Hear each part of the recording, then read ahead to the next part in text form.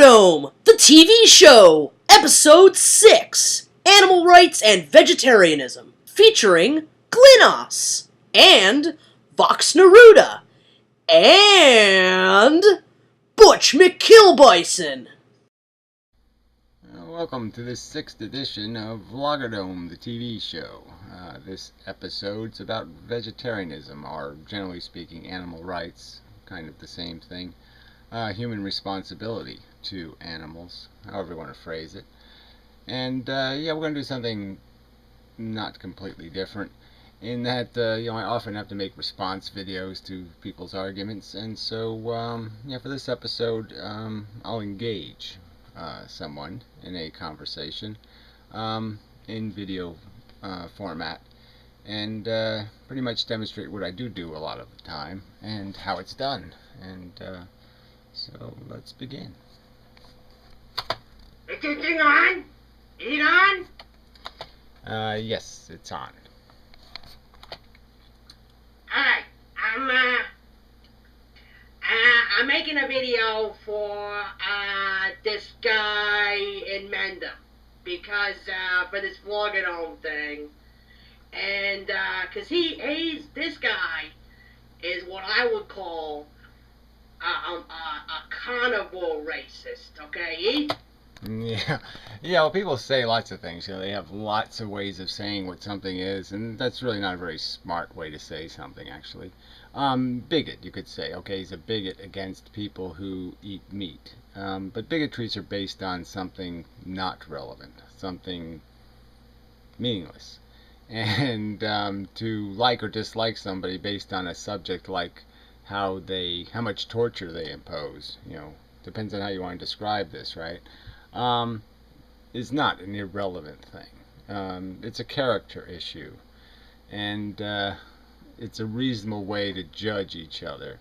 If we can't judge each other based on how much pain and suffering we can impose, then we wouldn't be able to judge each other based on anything. It's about the most important thing you could possibly judge somebody else regarding. And I think intelligence would realize that, yeah, that's about the only standard there is for defining what might be a good person or a bad person, or a good act or a bad act, is whether that act causes something that might be considered unnecessary pain and suffering. I don't think you can really make an argument saying that somebody can perpetrate unnecessary pain and suffering and it would be something that you wouldn't rationally argue with or critique as being unproductive or stupid or bad. This is the voice of Radio Free Neruda. 34 years vegetarian. Not a damn thing to say. Nor his carnist peers. They're dead and buried. Go vegan.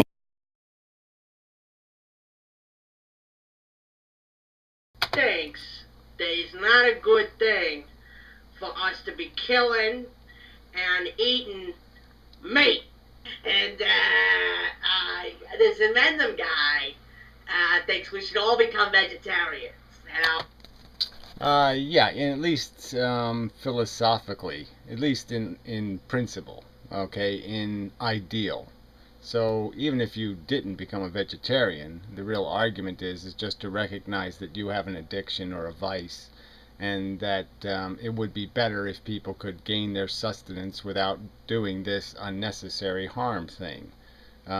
Yes, being a vegetarian means, yeah, let's not create any unnecessary harm. Let's get what I need to get through my life without doing damage to something that doesn't need to be damaged or hurt or harmed or tortured.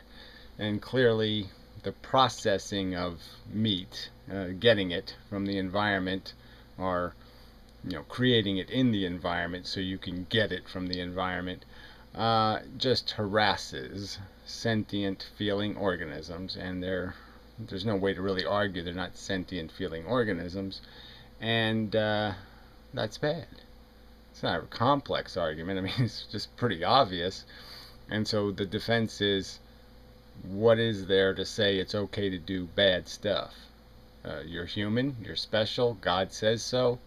I don't think any arguments exist to justify or defend, because it's basically just unnecessary harm and suffering caused for frivolous reasons like tradition and addiction. And again, it's not about you becoming a vegetarian. It's merely about you defining yourself or describing yourself for what you are, not very efficient, and that the future should do better. Just admit you kind of suck, and people should do better. And yeah, I don't like that. I just so I thought I'm gonna use I'm gonna use my argumentation skills, and yeah, I'm just gonna kick his ass. Okay.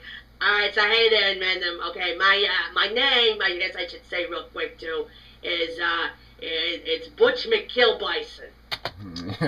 Okay, yeah, it doesn't really matter to me, but fine.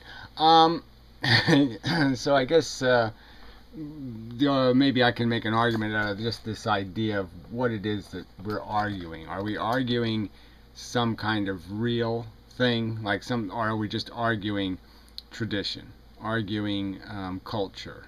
So this represents a culture, right, of I like to shoot stuff because aiming and targeting and shooting stuff is fun. Yeah, meat tastes good, especially if it's cooked well and the right spices are added. Let's admit that it doesn't taste good raw. Not too many people are fans of raw meat, scraped off of raw bones. Yeah,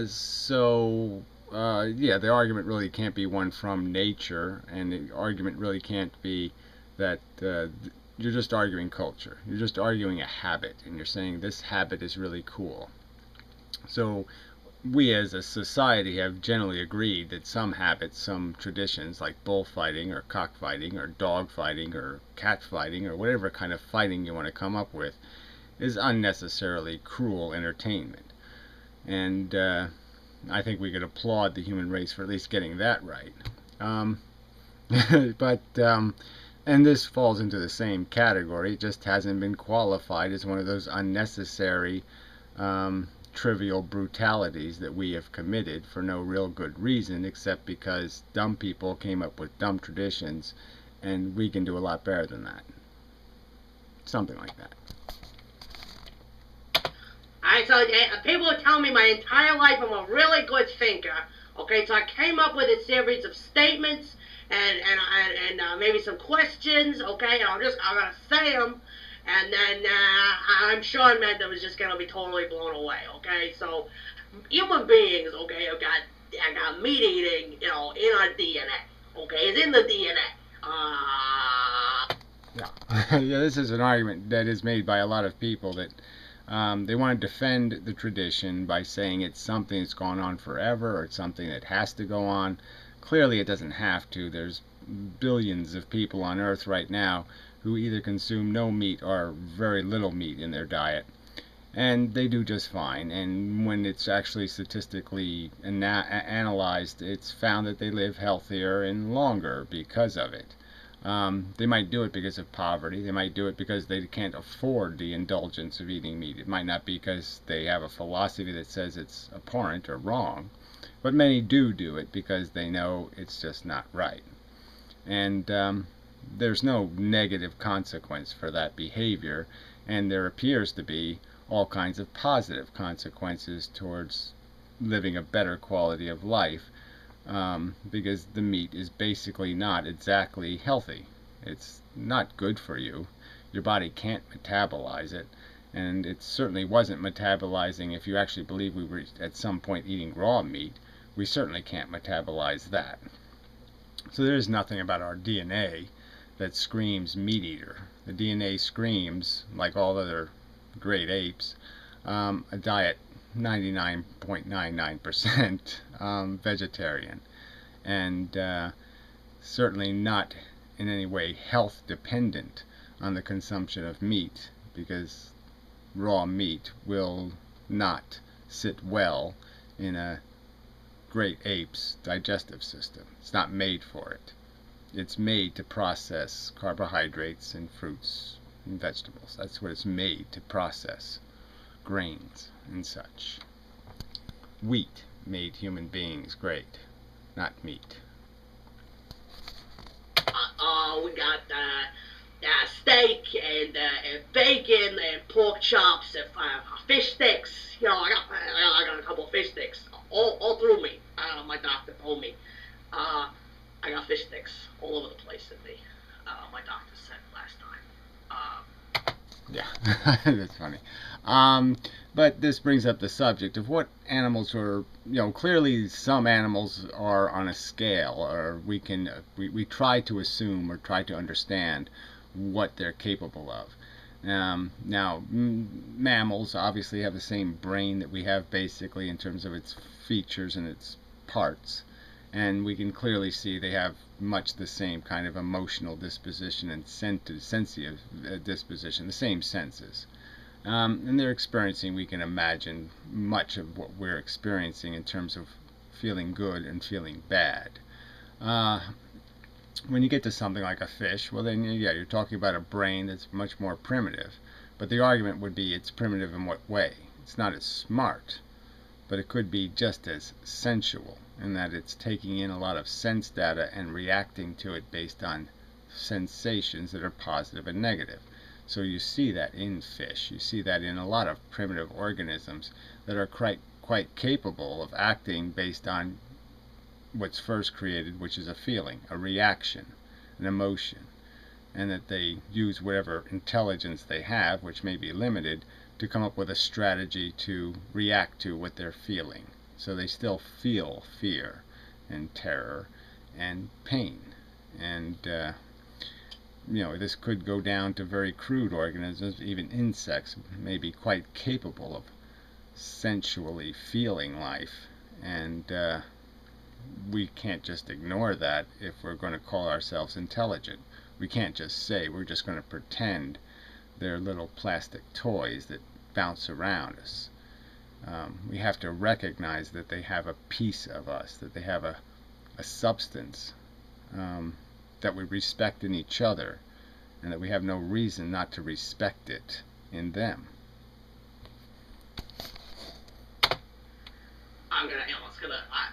I'm actually, I'm living in this bathroom right now because I can't afford my house. I lost my house because I gotta have fish stick removal.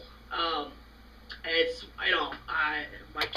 Yeah, so I mean, a lot of people have distractions, and life is complicated and difficult.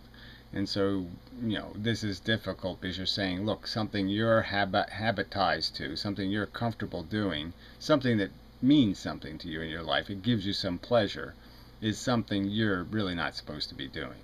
And so with all the other burdens of existence, yeah, I'm sitting here saying, yes, something that you derive pleasure from, you have to moderate that behavior. You have to find some other way to get to find your gratification. And the first argument I would make is that that's really not that hard to figure out, right? There's lots of foods that aren't made out of animal flesh that are perfectly delicious, and it really is doable. And it's only bad habits, again, and habits that can be reconstructed. The very fact that we have to eat something different every day, these are just habits people have. It has nothing to do with what they really need, and what they can habitize. They can gain new habits, just like they gain the original habits. This is changeable conditioning, not unchangeable conditioning, because they are just habits. Yeah, that's probably enough. Kids, they don't like my way I smell, and it's just life for real hard. It's real hard. But the one thing and I don't know how much longer I am for this world, but I gotta make sure people keep on killing and eating animals. It's what drives me. Right. So yeah, that's sort of it, though, right? These are just traditions. So it's like people think baseball needs to exist because they're a fan of baseball or football or whatever the thing is. So these are features or structures in their life, and because they exist, they think they should exist. And they never really analyzed them, and now they're addicted, simply. And instead of acknowledging that it's just an addiction, that it does have all these negative components, that it's not good for the environment, it's not good for your personal health, it really is just a nuisance attachment, and that if you were going to build a human being or make one, you wouldn't make one dependent on this if you could make one independent on it, because it is suspect at minimum. You have to concede that it's at least at minimum suspect behavior. They're mammals, okay? They're cousins evolutionarily. There's no reason for you to think they're nothing and that their suffering doesn't mean anything. It's just not reasonable, especially when you have a dog on your lap. You can just say, what am I doing? How silly is this? This dog is something, but the pig is nothing? You can make that make sense? That's logical? Come on. And now it's time for Adventures of an Anti-natalist. So I understand you have a negative view of life, Glynos. I suppose so, yeah. I see, yes. And did this start after you got stabbed in the eye with a fork, or before? Before. I see. Yes. And how long have you felt this way, Glynos? A few years. I see. Yes. Sorry, could you stop saying I see yes? It's actually really annoying.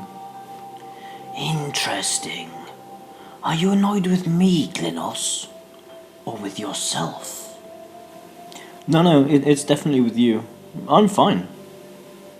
I see. Yes. Oh, for fuck's sake. Glynos, I want you to know that this is a place where you can truly open up. If you want to swear, shout, or cry, you can do this here. Okay. Thanks. So, would you like to tell me why you're unhappy with your life? I'm not.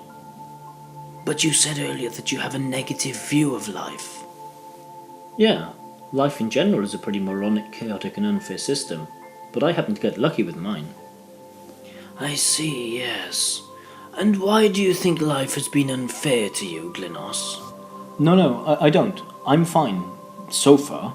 We're talking about life in general here, not my life. I see, yes. I can see that you're a very intelligent person. So you mentioned your life is chaotic. How so? Jesus fucking Christ. This is not about me. Glynos, I think you have a problem with projection. You feel that life hasn't been fair to you, and because of this, you believe that life in general isn't fair. What? No, it's the fucking opposite. If anything, it's unfair that I live such an easy life when so many other people are going through hell. Interesting. So you do think that life has been unfair to you? Oh, please try to understand before one of us dies. My personal life has been better because of life's unfairness. Adventures of an Anti-natalist will be right back.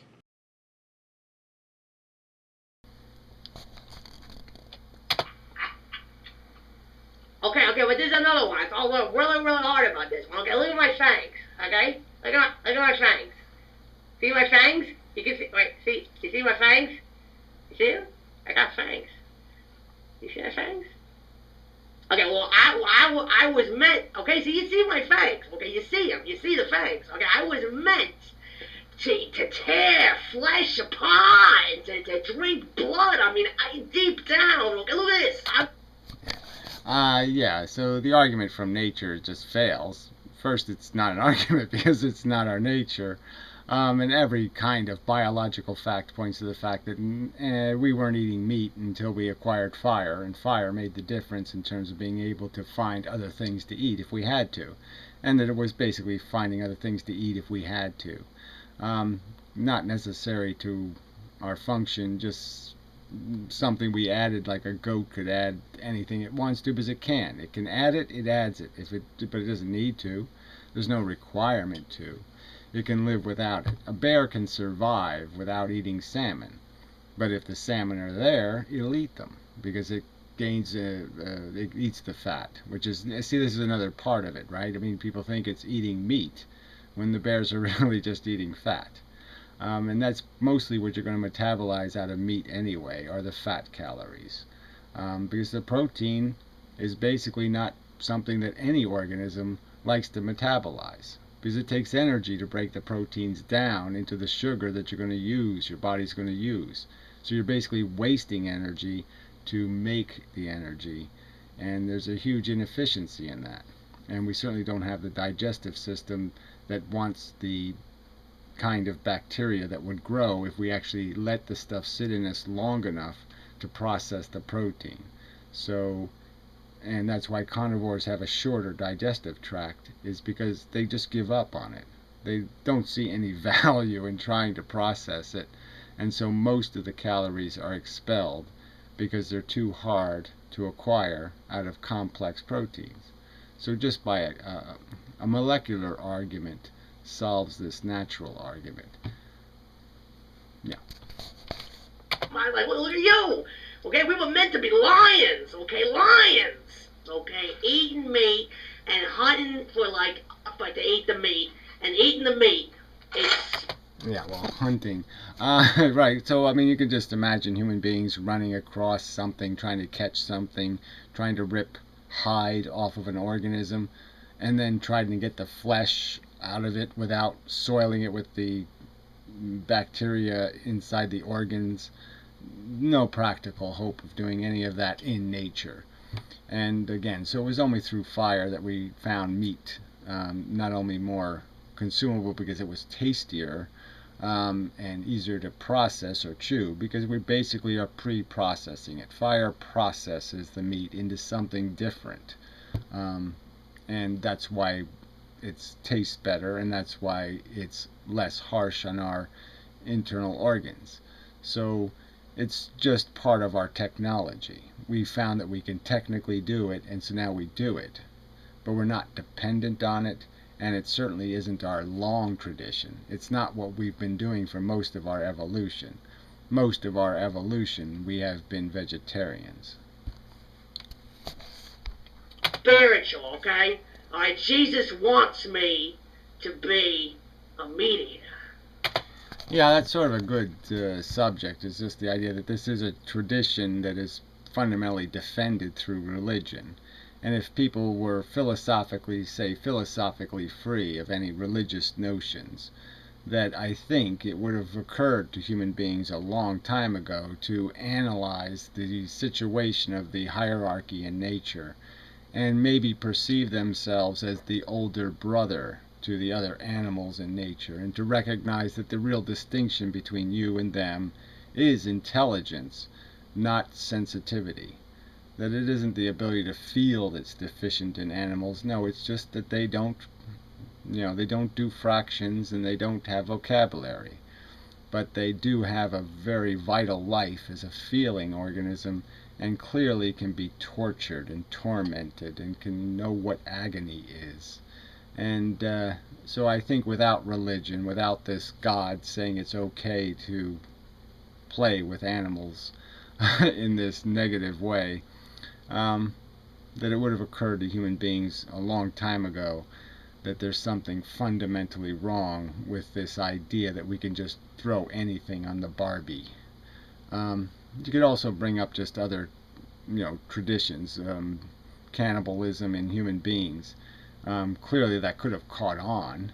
And the fact that it would have caught on, does that mean that it's something we should be doing? We don't need to do it, is the bottom line. And it's clearly, sensibly, rationally inescapable, that there's something more significant about you eating. There's a difference between eating a piece of grass and eating, a pig. They're different animals, and you got to treat them differently. You treat grass and trees differently than you treat cats and dogs. Another thing I want to ask this Amendum guy is, how do you get your protein? Because the protein is so important. I mean, yeah, well, that's one of these things too. Is there's all this pseudoscience in the world. They've always said you need all these food groups and you need these daily requirements. They say things like daily, like somehow your body cares about what day it is. Your body has maybe monthly requirements or weekly requirements, but it hardly has daily requirements. Clearly, we can go without food for many days, and we'll do just fine. The body's not made to eat every 6 hours or whatever the routine you're on. It can eat every 3 days. It can do it lots of different ways, and we can adapt to lots of different strategies in terms of acquiring what we need to survive. But protein isn't something we need to survive. Your body makes amino acids, and that's basically what the proteins are made out of. And your body just finds it obnoxious to have to tear the thing apart to be able to absorb it. Your body can't absorb proteins. It can only absorb the pieces of the protein, and then it has to remake them again. So why not just shorten and simplify the process for your body and feed it what it actually uses, which is sugar. how do you get your B12? Where do you get your iron?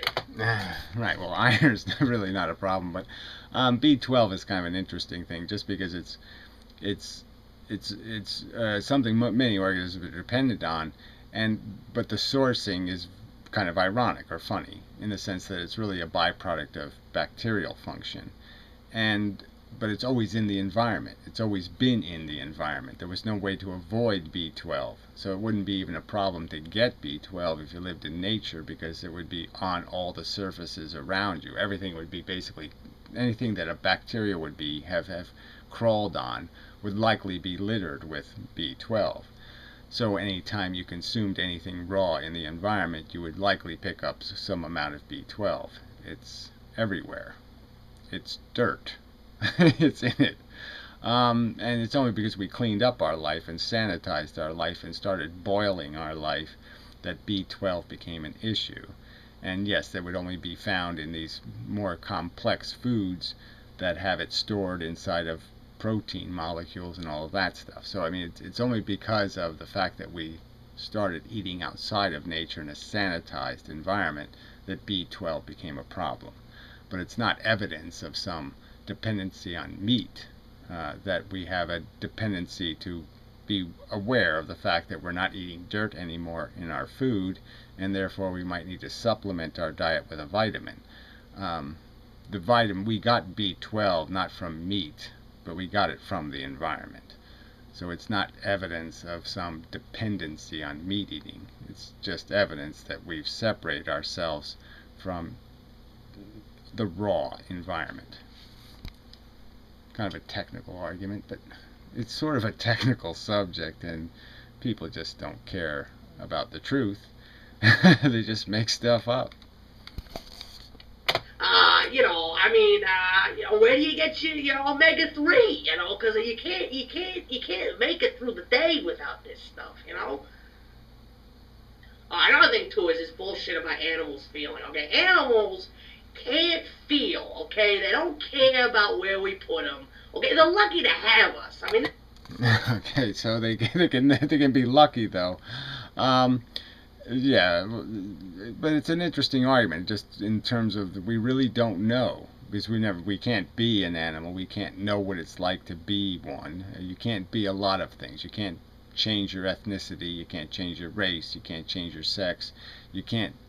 Okay, you can, but you can't in any kind of total way, and really know what it is to be naturally a different thing. So yeah, we don't know what these animals are experiencing, and we can only deduce it. And I'm just saying, any deduction that assumes there's nothing happening because they don't know how to count to 10 is as silly as saying that human beings didn't feel before they acquired language. I don't think people would make that argument. If I could show them a videotape of human beings 60 or 70,000 years ago who weren't speaking a vocabulary and who weren't doing anything very sophisticated besides banging stuff with rocks and going ugh a lot, I don't think they would say their pain and their suffering doesn't mean anything. They're not really experiencing those emotions or feelings, that their love or their terror or their fear has no meaning. It would be kind of silly. That speculation would be unreasonable because there's just no evidence to justify it. Intelligence doesn't make us sensitive. Animals have been sensitive for a long time because our brain works that way. Our sensitivity creates a problem for our intelligence to solve. But that's all brain science. Yeah, let's not bother. Yeah. This is the thing that I don't think this inventive guy understands, is that animals are lucky to have us. We're looking after them, okay? We're making sure that they're not going to go extinct. Okay, so these are the kind of things that are just called rationalizations. And so there's lots of these kinds of arguments that, okay, well, nature's brutal, so it's okay because nature's so much worse than we are, that it's okay for us to be molesters or violators or criminals. It's okay for us to commit crimes against their sentience because nature does it all the time. And that there's some sort of purpose in fundamentally preserving organisms that we manufacture. We've basically disabled many natural organisms through domestication and made them into organisms that couldn't even survive in the wild anymore. And so they're completely dependent on us caring for them to exist. Does that mean they should continue to exist, or does that mean that their life is worth living? Animals don't care about things like survival of their species, and all of these issues aren't relevant. And I think you can understand that what they care about is what's going to happen to them, how they're going to feel. And that's their agenda. And if you're just going to torture them, you can't be saying you're doing them a favor. Okay, without us, they wouldn't be here anymore, okay? And so we're looking after them, we're giving them food, okay? They get to have sex sometimes and stuff, I think. Yeah, well, let's not even get into that. Obviously, yeah, there's part of the cruelty is that their entire life is manufactured in this false and fake way, and everything's done in kind of a brutal and harsh way rather than any kind of, even like I said, nature's not really great, but in some cases we take bad nature a step further and make it even worse. And you could sort of make that argument for all the ways we manage their reproduction. Even the idea of forcing a cow to have a calf so it'll produce milk, and then we take the calf away, and all this trauma.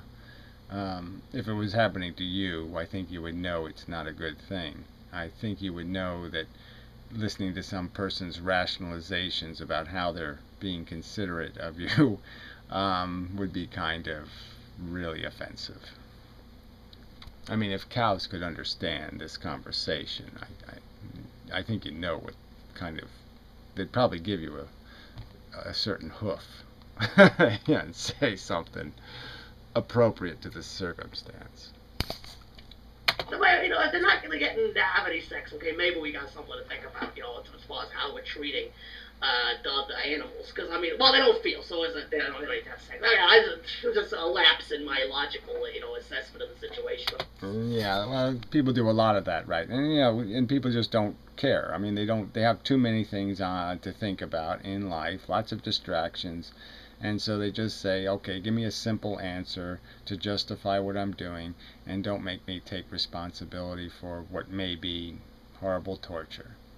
And that's it. That's pretty much all that's taking place here, right? The facts just don't give you any latitude. If you look at the facts, it's impossible to come up with some sort of logic that says that it makes sense for me to cause unnecessary suffering.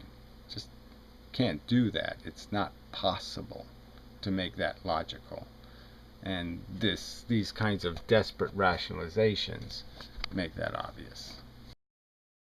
On the subject of animal rights, it is proposed that having a harmable consciousness is a substantial and primary source of rights. It can be even more authoritatively stated that most of the animals being bred, imprisoned, tortured, and slaughtered for human consumption do possess a harmable consciousness. It is my claim that this apparent logical inconsistency is real and has rotten roots in nothing more than gluttony and self-glorifying rationalizations. The human species has no long biological association with the practice of eating meat.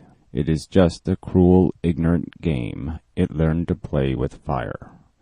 It's time to grow out of that cruel ignorance. The ethical crime of animal exploitation is no better than slavery. It's just exploitation for convenience, justified by bigotry. If retarded humans tasted good cooked, would you believe it appropriate to breed them and to mistreat them to satisfy your arbitrarily acquired food preferences? If you wouldn't, and you defend animal exploitation, then you likely have a logically inconsistent and rationally incoherent understanding of reality. In other words, you are a duplicitous idiot.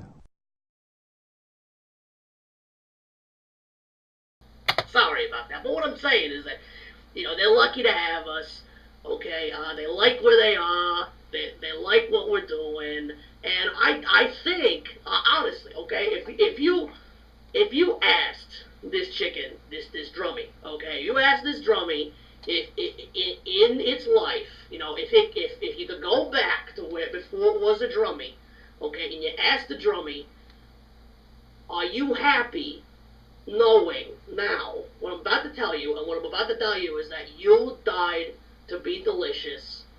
I just don't understand how there could be any other reaction to that, to say that I would like to die delicious, okay? Yeah. So yeah, you can ask lots of questions to get to like the core of your values and how consistent you are, how much of a hypocrite or how duplicitous in any of this you might be. But yeah, you can make an argument to yourself. I could give you I could show you a version of yourself that was a vegetarian. Or I could show you a version of yourself that was, I can show versions of yourself smarter or dumber. And which one are you more likely to say is the right version, the version you should have been or could have been? And so it's really, again, it's not about saying, okay, I'm less than I should be, or I'm addicted, or I'm some kind of negative thing, and that the point is, let's just beat you over the head with the fact that you're being stupid, or you're being self-indulgent, or you're being selfish. It's really not the point.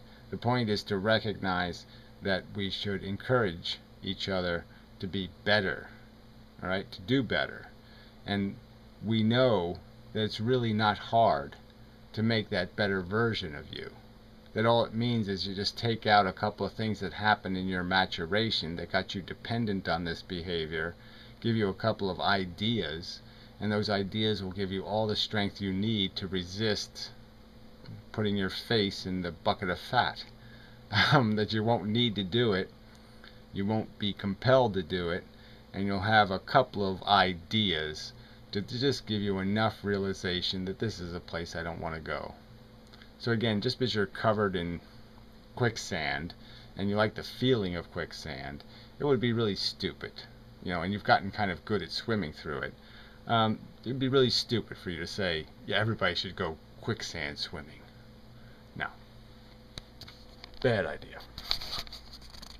I would like to die delicious. Hey Amanda, hey Amanda, hey Amanda, hey watch this.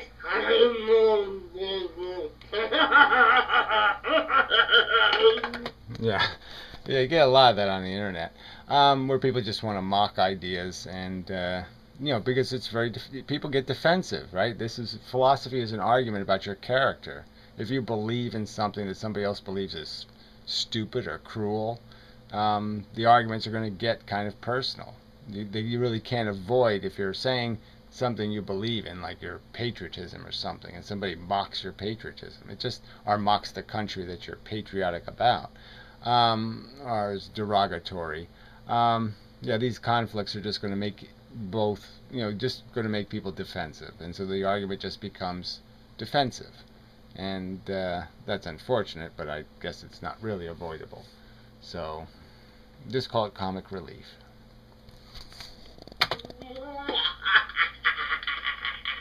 You like that? You like it? Vegans are too preachy, okay? Yeah, they're intolerable. I mean, they're obnoxious. I mean, can't they just shut up?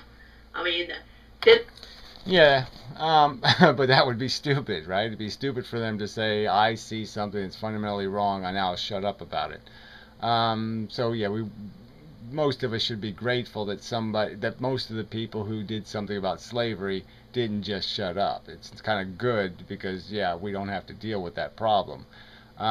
So anything that advances us out of some kind of sewer of, crude stupidity, we should be grateful for the people that kind of forced the issue.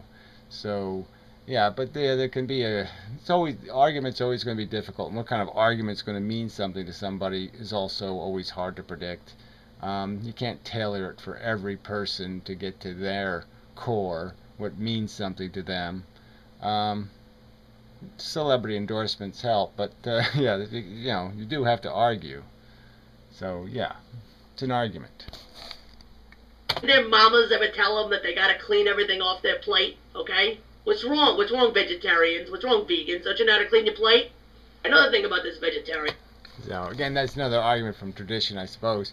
So again, but just recognize it's just a tradition. It's just a bad habit. It's just like, the Colosseum and feeding Christians to the lions or some other thing. And then when people have it taken away, that one generation says, "Oh, gee, I sure missed the spectacle." But the next generations don't miss it because they're never dependent on it. They never had an attachment to it. I grew up eating meat all the time, and every dinner meal anyway. And as I became vegetarian, for a while there was moments where I'd say, "Gee, I would have liked that," or that smell seemed very difficult to resist. But eventually, it all became something you don't miss at all. I mean, and some of it even becomes repulsive in hindsight. So it's not really an argument from if I can do it, you can do it. It's just an argument saying, yeah, it's always irritating to change, but it's not that hard to change some things. And this is one of those things that's not that hard to change. It's not a real addiction. It's just a psychological addiction. It's not a physical addiction. You're not going to really suffer. You're only going to be inconvenienced. And the only thing that's going to inconvenience you is some kind of stupid notion. If you know it's bad, it's pretty easy to avoid doing it. Yeah. Thing is that, okay, look at me, okay, I'm healthy, okay, I'm healthy because I eat meat, okay, you can't be a healthy human being and not eat meat, okay, look how strong I am, okay, I'm as strong as the oxen I eat, Yeah, I guess you're as brave as the chicken you eat, but anyway, there's really, whatever surveys have been done, whatever statistical information exists, and there's not enough of it, there should be more of it, but it all basically points in one direction, that, yeah, if you're going to live healthier, that is, you'll go to the doctor less, it's the apple a day thing, and you'll live longer if you don't eat meat. Meat doesn't do you any good. It's not giving your body anything it really needs, it's just creating more work for it. It's just, if you really think about it, I mean, meat, the complex chemical compounds, greasy, sticky stuff. Okay, that's what it's like, right? It's gummy and chewy and thick, and you can just imagine what that's doing to the insides of you. The fact that it's hard to clean off of dishes should indicate to you that your body's probably having a hard time cleaning it out of its crevices also. And you just needed to be healthy, okay? Is what we need as human beings, and you just needed to be alive, and you needed a lot, okay? Human. Right. Yeah, so that's all kind of like wishful thinking, because then it would be okay, right? You could just say you need it. But what if we actually did need something that was horrific? If we needed to drink the blood of, baby humans? What if there was a species of animal that was better than us? And I have to come up with some reason why we would have some advantage over them in terms of being able to control them. But let's say we could, just because they were very passive. Let's say they were smarter than us and they felt more than us. So in the two most important aspects, they were better than us. But they had no capacity to violently react or defend themselves. What would your responsibility be then? Even if you were totally dependent, you couldn't understand that some humanoid that was better than you in every respect, except it wasn't capable of defensive violence.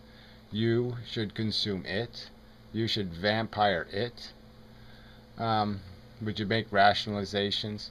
And I think the argument is, yeah, you probably would. And they would be stupid. And it's stupid to make rationalizations when it comes to other mammals, because other mammals have just as much capacity to suffer, to experience torture, as you do. And now back to Adventures of an Anti-natalist. Just a moment, Glynos. Thinks life hasn't treated him fairly. What are you writing down? Why are you so concerned with what I'm doing, Glynos? Do you have a problem with control? If I had a problem with control, I would have stuck that fucking pen up your ass by now. I see, yes. Glynos, concepts of fairness exist only in our minds. Do you understand this? I understand it. You're just wrong. Interesting. How so? Well, it's like this. It logically follows that if two students take a course and both attend the same classes and both get the same result in a test, it would be fair to give them the same grade. Now, if the student with blonde hair was given a higher grade because he had blonde hair, that would be unfair. Based on logic, not based on any social conditioning or any other mush. And did this happen to you at school, Glynos? What? Did you feel like the teachers preferred the students with blonde hair? No, it's just an explanation of how the idea of fairness can be a logical construct that exists whether the idea is in a mind or not. And how does this relate to real life? It's an analogy. I see, yes. Go on. Well, I fell out of a vagina in the UK, so I'm rewarded with sufficient food, water and healthcare. But most people who fall out of vaginas in the third world are punished with insufficient food and water and barely any healthcare. That's unfair. But that's not how the world works, Glynos. Exactly. That's why the world is unfair, and that's why I have a negative opinion of life. You can't just write something down every time you lose an argument. Glynos, why do you think we're arguing? Stop changing the subject. Do you now understand the basic concept of logical fairness and unfairness or not? This session is about what you think, Glynos, not about me. But you can't just make up a bullshit claim, then change the subject after you've heard the counterclaim. That's not fair. Glynos, I've already told you. Fairness is a concept that exists only in our minds. Do you understand this? Oh no.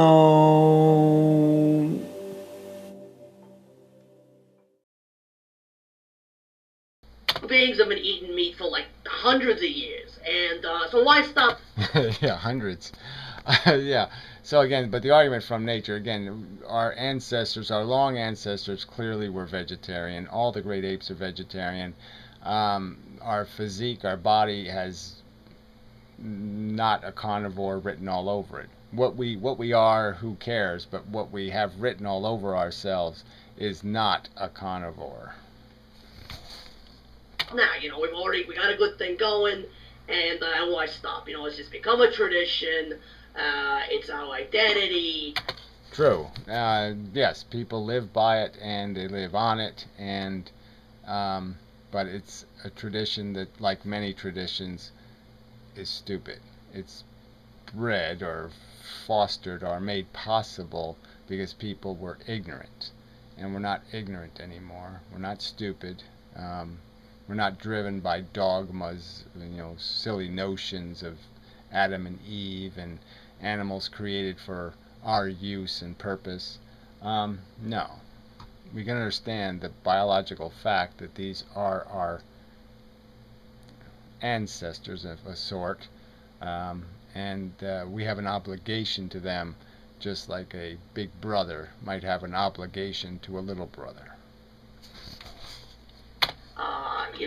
Why the hell? Why that? I just don't understand why these people, wanna lay these guilt trips on me and make me. Yeah, well, see, again, that's part of the problem with the communication problem, is that it's not a desire to have you inconvenienced at all, or a desire to hurt you, or a desire to cause you any kind of emotional pain. The point is they're defending, okay, something that's being hurt a lot more than the pain that's going to cause you to recognize what you're doing isn't right. And certainly it's going to prevent a harm greater in the sense that if you just don't advocate for it, if you stop defending the behavior and endorsing the behavior will go away. And if it goes away, then there's no need to inconvenience anybody and there's no harm created. You just have to admit that, you just have to concede that it's better for humans not to be dependent on meat than to be dependent on meat. Feel bad about who I am, because I don't feel bad about who I am. No. Yeah, well, nobody wants to do that, and so that's sort of the problem. So they just rationalize what they are. They rationalize their addictions and make excuses for them. I've been a cigarette smoker most of my life and been addicted to nicotine, but very rarely did I ever resort to the silly excuse of defending nicotine or defending tobacco as anything but a vice and an addiction, something that shouldn't be perpetuated in anybody, that if I had it to do over again, I would choose not to be an addict. I would choose to stop that first cigarette, to prevent it before it happened. So, I mean, conceding that what you have become isn't good, isn't as painful, okay, isn't that bad a thing to have to do, but it's a lot more desperate if you're going to sit there and try to defend, because you can't accept that there's part of your character is not as good as it should be. Is that really that hard to do? Just admit that part of your character isn't as good as it should be? Come on. Yeah, our civilization, okay, one day they're gonna find this out and they're gonna say that I'm right, okay? Our civilization was built on bacon. Eating meat. Yeah. Well, that is an interesting story, though, the whole conflict between the Neanderthal and the modern humans, and the fact that the older version died out and the newer version took over, and the newer version was basically grass cutters, grain eaters, and the old version was a meat eater. They were bigger and they were stronger, and yet they died. They didn't make it. They went extinct. But not that simple competition says anything in and of itself, but just got to be recognized that even our history isn't as the worst of the meat eaters, the ones who ate meat because of the fact that fire gave them the ability to do it. The worst of them, the ones who ate the most meat, aren't the ones that survived. It's the ones that ate the least, in terms of the human-on-human competition. It helps you stay thin. Makes you live longer, too. Another thing, too, is if you don't raise children to be meat eaters, okay, they're gonna die, okay? They're gonna get weak, They're not going to know who they are. They're not going to have any connection with reality. Okay, they're not going to be able to, you know why? Because they're either going to be brain damaged, or they're going to be dead, or they're going to be gay, or they're going to be all three. Yeah, well, whatever. Yeah.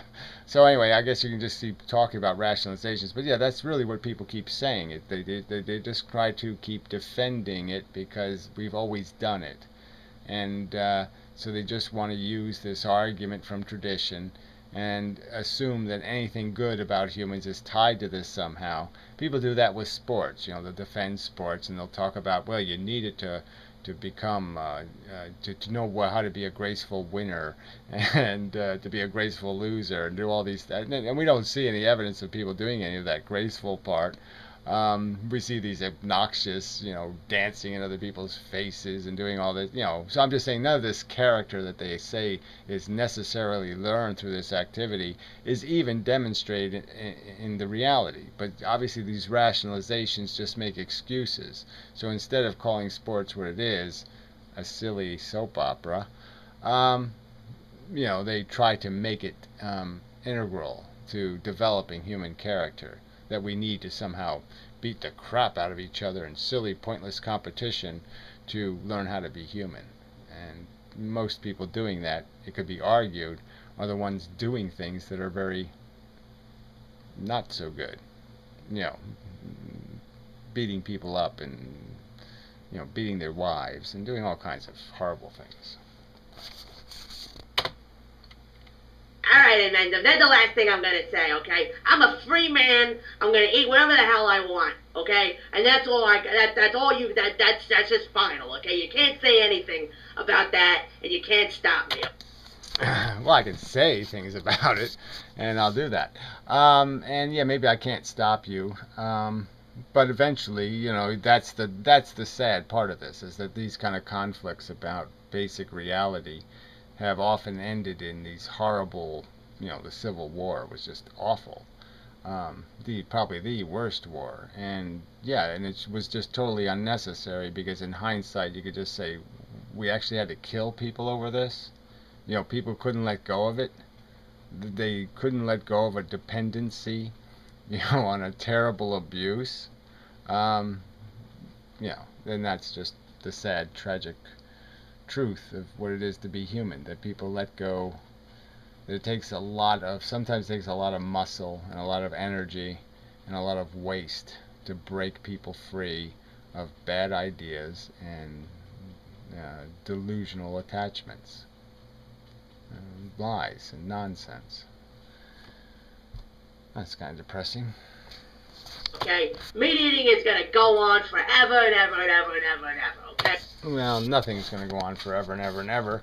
And human consumption of meat probably won't go on, just because it's impractical as the future gets rougher and rougher. It's going to become more and more expensive to eat meat, and so certainly your type won't be able to do it anymore. Want to see more of VloggerDome? Want to make a counter-argument to anything said in this episode or one of our others? Please visit us at www.vloggerdome.com. See more episodes, conversations, extras, contests, live events, and more on our YouTube channel, VloggerDome. Check us out on Facebook, Twitter, and come chat with us on the Video Soap forums, where you can make text arguments that might even end up on the show. We hope to hear from you.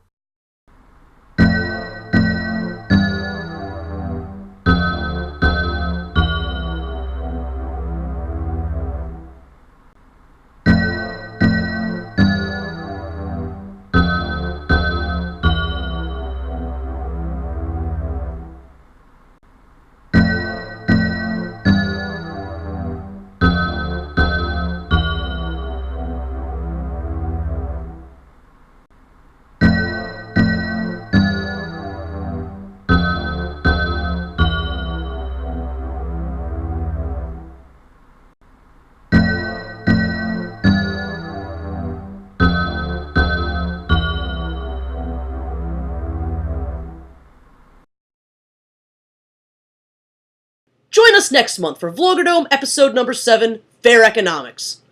See you then!